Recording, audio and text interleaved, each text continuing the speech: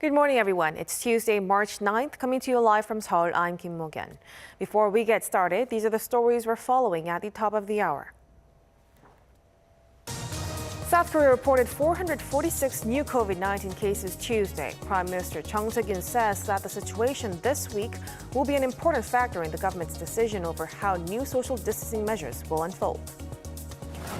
The European Commission reiterated its stance on blocking COVID-19 vaccine exports to countries if companies continue to fail to deliver contracted amounts to the bloc. And 9 global investment banks, including JP Morgan and Goldman Sachs, have upgraded this year's GDP growth forecast for South Korea to 3.6%. We begin with the COVID-19 situation here in South Korea, with the country reporting 446 new cases on Tuesday. Of the new cases, 427 were locally transmitted and 19 were from overseas. As for the vaccination campaign, more than 64,000 people received their first dose on Monday, bringing the total number of jabs given so far to over 383,000. There have been more than 900 new reports of side effects, most of them mild symptoms. The number of people who died following their first shot has risen to 13. South Korea has inoculated more than 300,000 people so far. Meanwhile, the nation's health authorities announced there's no evidence of any causal relation between coronavirus vaccines and most of the post-vaccination deaths. Still, epidemiological survey is still underway for the remaining few cases. Our Lee Kyung-eun has the story. Vaccinations are picking up pace in South Korea, with more than 300,000 people having received their first dose as of Sunday, the 10th day since the country began its inoculations. So far, 316,865 people have gotten their first dose of the COVID-19 vaccine, which is 41.5% of what we are aiming for by the end of March. The majority of the recipients got the AstraZeneca vaccine. Breaking it down into categories, the vaccination rate among registered recipients at nursing hospitals stands at 81%. For those in care homes, it is 50%, and at larger research hospitals, 27%. At least 5 such major hospitals in Seoul have begun carrying out inoculations on site, including Seoul National University Hospital and Samsung Medical Center.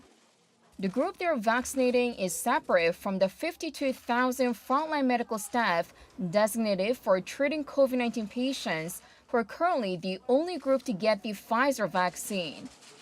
As of Monday, nearly 4,000 people have reported side effects, mostly mild symptoms.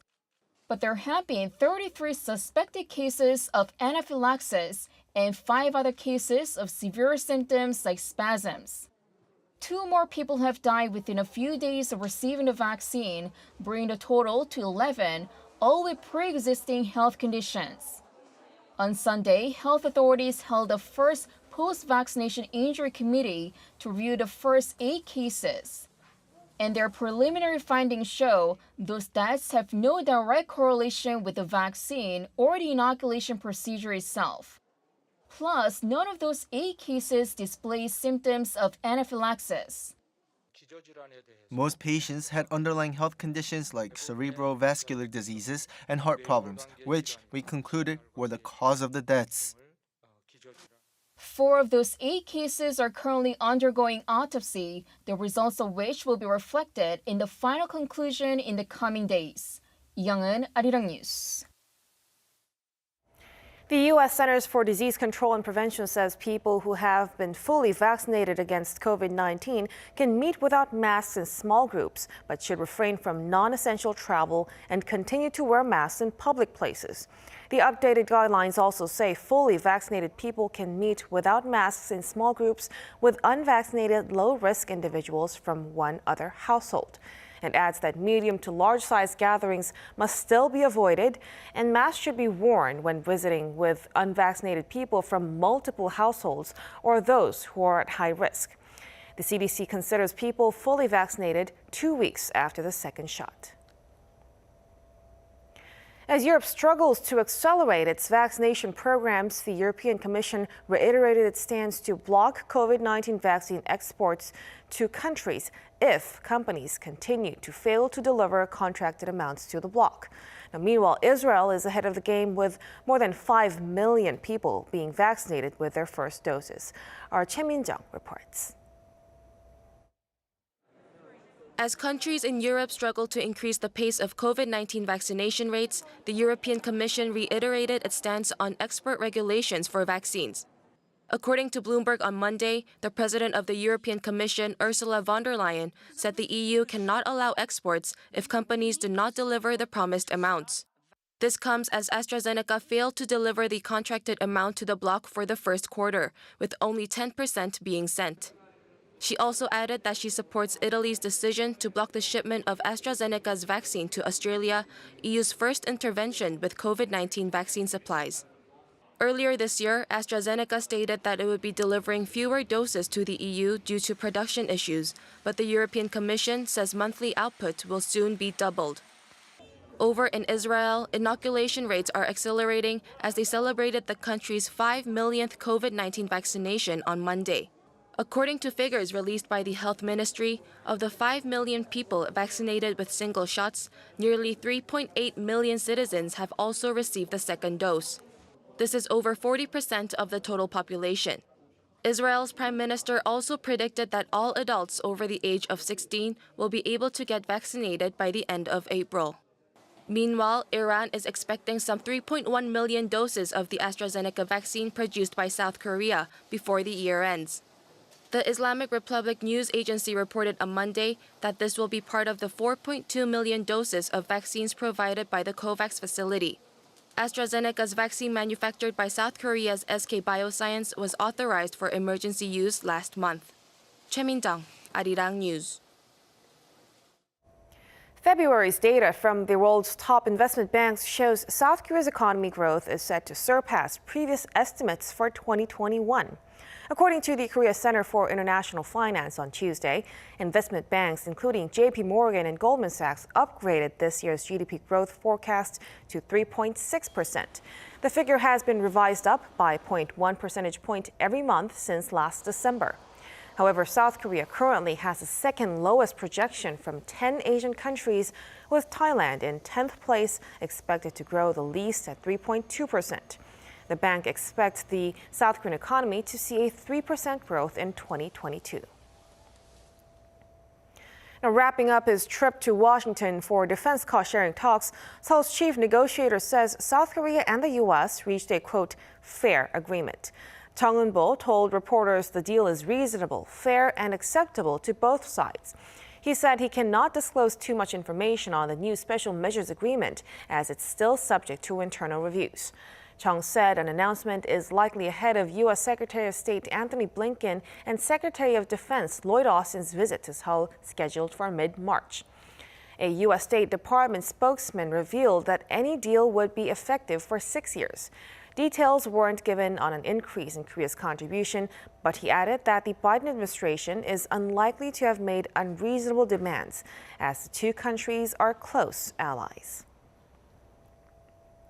Mayoral byelections are coming up next month for South Korea's two largest cities, Seoul and Busan. For the political parties, the event could reflect where the public's votes lie ahead of the nation's presidential race in 2022. Our Kim Do-yeon provides a closer look. With mayoral by-election of the two biggest cities coming up next month in South Korea, about a quarter of the nation will be electing their new mayors. Seoul's final ballot is yet to come, but candidates from each major party have been confirmed. The ruling Democratic Party's Park Young-sun is looking to merge with Kim Jin-ae, the candidate from Open Democratic Party. Unifying the candidacy of two rivals from the opposition bloc will be a key factor in how the election will unfold. A former Seoul mayor himself, Oh Se-hoon, won the primary for the main opposition People Power Party, and another major candidate is An Chol-soo, a former presidential candidate of the People's Party. Oh and An met on Sunday night to discuss forming a single opposition candidacy and will later decide who will run before registration opens on March 18th. Another by-election coming up is for the mayor of Busan. From ruling Democratic Party, Kim Young-chun, ex-minister for Oceans and Fisheries, won the primary, while Park Kyung-jun, a former chief presidential secretary for political affairs under former President Lee Myung-bak, is a candidate for People Power Party. The city has historically been conservative, but former Mayor Oh Go-don took the job in 2018 for the first time as a liberal contender since nationwide local elections started in 1995. However, the vacancy comes following his resignation after admitting to sexual harassment of his female aide last April. Seoul's vacancy is also linked to a sexual harassment case as former Mayor Park Won-soon, who also came from the ruling side, died in an apparent suicide last year following accusations from a former female aide. Both by-elections will be held on April 7th, and the winners will serve the remaining terms for the previous mayors, which have just over a year to run. Kim Do-yeon, Arirang News. As Myanmar special forces have been responding with increased violence against anti-coup protesters, local media reports 2 more people have been shot dead. This comes as the UN Human Rights Office called on riot police to ensure the safety of protesters. Our Kim Hyo-san reports. The Office of the UN High Commissioner for Human Rights has urged Myanmar security forces to ensure the safety of some 200 protesters who have been cordoned in the city of Yangon. On Twitter, the international body on Monday expressed concerns about the safety of the protesters, who include women, adding they may be at risk of arrest or ill treatment. This comes as riot police and soldiers continue to resort to violence against the protesters who have been peacefully protesting to restore democracy in Myanmar. According to local reports, security forces on Monday shot dead 2 people in northern Myanmar. To date, the UN says the military government's violent crackdown has left more than 50 protesters dead. Video posted on social media also shows thousands of protesters backing away from tear gas, then fleeing after what sounds like a gunfire. The military government has reportedly dispatched special troops to crack down on protests. The UK Sunday Times explains that the army, notorious for violently crushing past democracy movements, has been mobilized nationwide. Citing sources, the report expressed concerns over the latest military deployment, particularly of the 33rd Light Infantry Division, which led deadly military operations against the Rohingya in western Myanmar in 2017. Kim Hyo-san, Arirang News. Officials from the IOC will soon decide whether to ban overseas spectators from attending this summer's Tokyo Olympics, as the state of emergency in Tokyo and neighboring prefectures has been extended. Around 15,000 athletes and personnel are expected to travel to Japan for the Games, but Tokyo is reluctant to let in spectators due to the risk of importing new variants. According to a poll conducted between March 5th to the 7th, 53% of Japanese citizens are in favor of either limited spectators or no spectators at all. A third said the Games should be canceled outright. The chief organizer in Japan hinted at a decision before the torch relay gets underway on March 25th. Details of Meghan Markle's struggles in Buckingham Palace have been revealed in an exclusive interview with Oprah Winfrey. The wife of Prince Harry accused members of the British royal family's household of making racist remarks when they raised concerns over how dark their son's skin might be. Meghan also said the palace didn't offer help when the pressure of royal life drove her to very real thoughts of suicide, but rather that she's been silenced by what she called the firm. The royal family has yet to respond to accusations from the couple.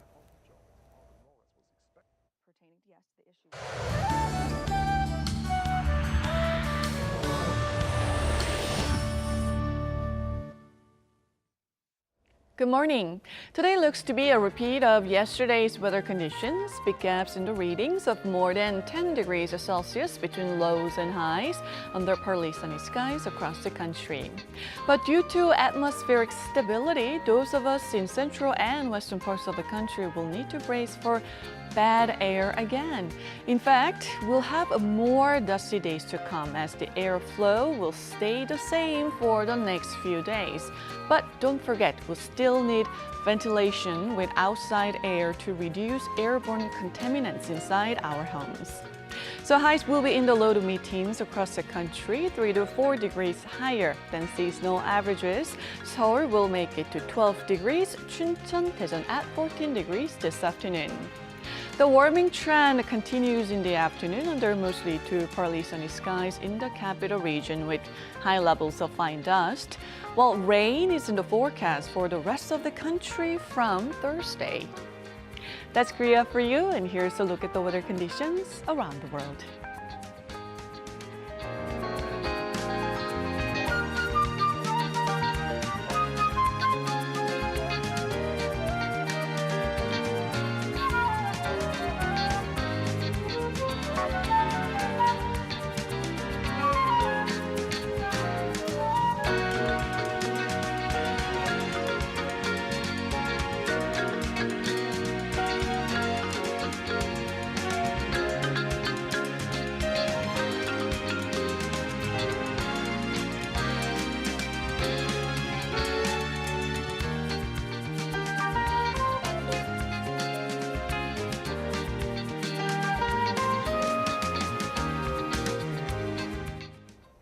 That'll do it for us at this hour on Arirang News. We'll be back with more of the day's headlines at noon Korea time, so stay tuned.